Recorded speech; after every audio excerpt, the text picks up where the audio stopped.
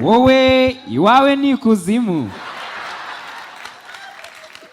None Nyabitanga, ko data yakuremye uri umunyabyumba wihinduye umukonyine kazuti?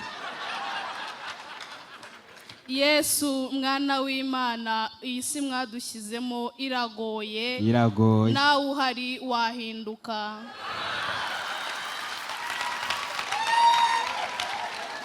Nabibonye natangiye guhinduka. Nkikubona nahise n'intumwa yanjye ndakwisangira.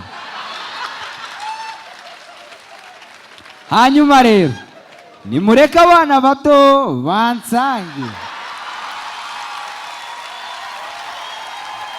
Buretse gato hagararaho. Ese waba wibuka ikimenyetso Yuda yakoze ubwo yangambaniraga?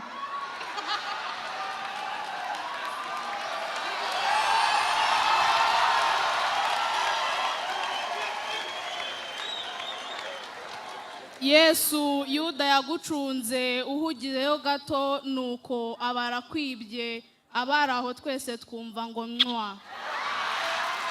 Buretse gatoya garukiraho. Nyabitanga wincika. Ni ku itama ry'iburyo gaterekeho wigendere.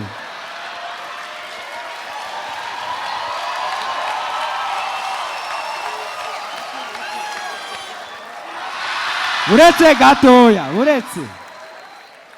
Handitswe ngo umuntu nagukubita urushyi ku itama ry'iburyo, uzatege n'umusaya akubite mu w'ibumoso.